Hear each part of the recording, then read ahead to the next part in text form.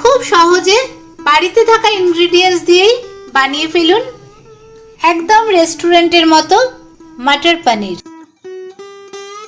Hello, welcome to Madhu's kitchen বিএনজি। আপনারা একটু অবাক হচ্ছেন, ভাবছেন কি হলো মধুমিতা আজকে হঠাৎ মাথায় তিলক টিলক কেটে হাজির। আসলে এখন ব্যাঙ্গালোরে গণেশ পুজো চলছে, তো আমাদের কমপ্লেক্সে গণেশ পুজো হয়েছে। আজকে বিসর্জন আমি গেছিলাম। আজকে উচিত ছিল একটা মহারাষ্ট্রিয়ান রান্না দেখানো আপনাদের, কিন্তু আমায় অনেক দিন ধরে অনেকে পাঞ্জাবি রান্না শেখানোর জন্য বলে রেখেছেন, স্পেশালি পনিরের কিছু আইটেম। তাই জন্য আজকে আমি মাটার পনির দেখাবো। খুব সোজা, খুব তাড়াতাড়ি হয়ে যাবে।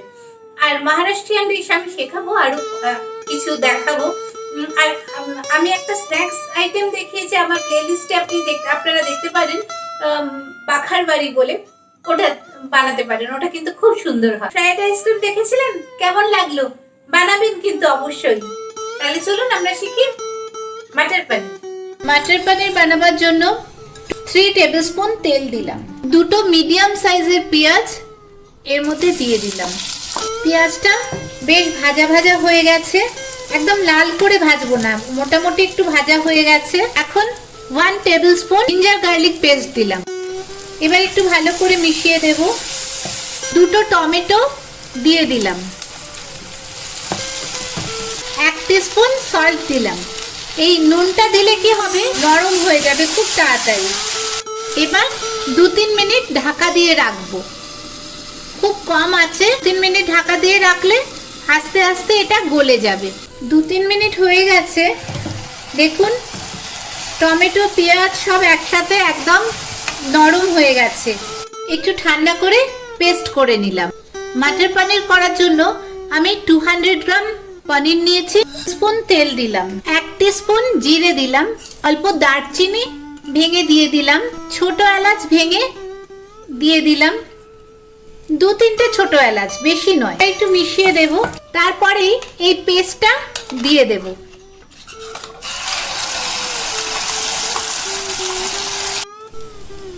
এক টিস্পুন ভর্তি করে জিরে পাউডার দিয়ে দিলাম। এবার এই মিক্সি ধোয়া জলটা অল্প জল দিয়ে এর মধ্যে দিয়ে দেব। এটার কষানোটা খুব ভালো হবে, পুড়ে যাবে না। সবসময় এইরকম জলটা শুকিয়ে যাওয়া মানেই হয়ে যাওয়া। 1 teaspoon Kashmiri red chilli powder দিয়ে দিলাম। এবার খুব ভালো করে মেশাবো, এটার কালারটা খুব ভালো আসবে।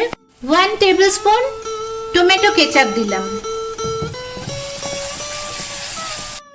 দেখুন কি সুন্দর রং এসেছে, খুব ভালো করে কষানো হয়ে গেছে।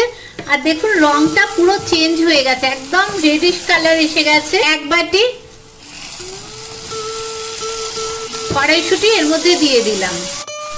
আরেক বাটি কড়াইশুঁটি এর মধ্যে দিয়ে দিলাম।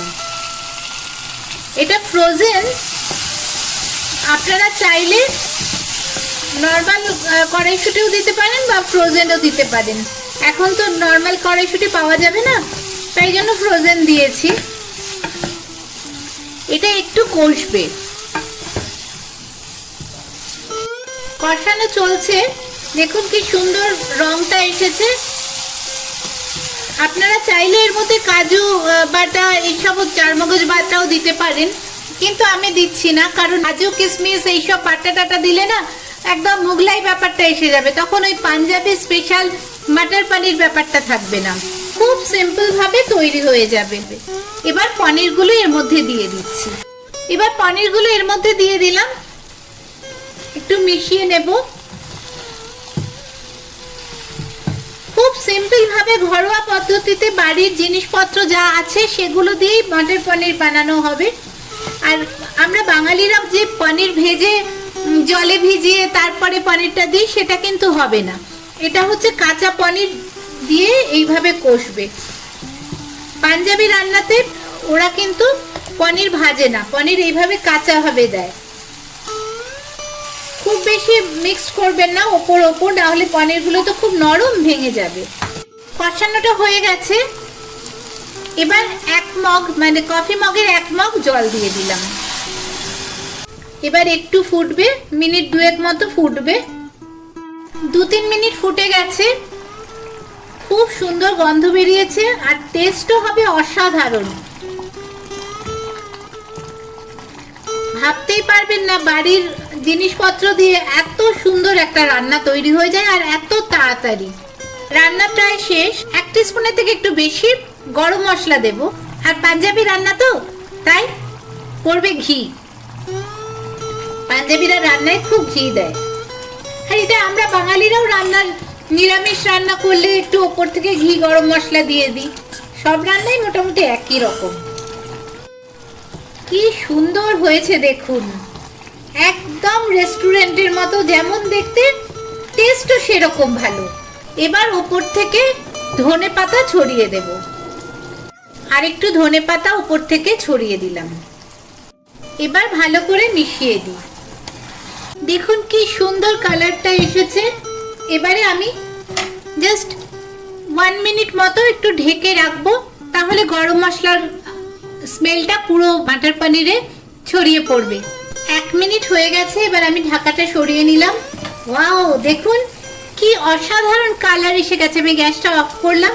কি অসাধারণ কালার হয়েছে, একদম রেডিশ কালার আসবে, আর কি সুন্দর দেখতে হয়েছে। একদম মনেই হচ্ছে না যে বাড়িতে বানানো, একদম রেস্টুরেন্টের মতো, আর একদম বাড়ির জিনিস দিয়ে বানানো। ক্রিম, কাজু এসব কিচ্ছুর দরকার নেই। সিম্পল ওয়েতে বানাবেন, অসাধারণ খেতে হবে। খুব সহজে বাড়িতে থাকা ইনগ্রিডিয়েন্টস দিয়েই বানিয়ে ফেলুন একদম রেস্টুরেন্টের মতো মাটার পনির। খুব তাড়াতাড়ি বানিয়ে ফেলুন, খুব সহজে মাটার পনির। এত স্পেশাল নাম, অথচ বানানো এত ইজি। আর মধুস কিচেন বিএনজি দেখতে থাকুন, সাবস্ক্রাইব করুন, ভালো লাগলে লাইক করুন, একটু শেয়ার করুন সবার সাথে, সবাই মিলে দেখতে পাবে। তাহলে বানাবেন সবাই, ভালো থাকবেন সবাই। Thank you.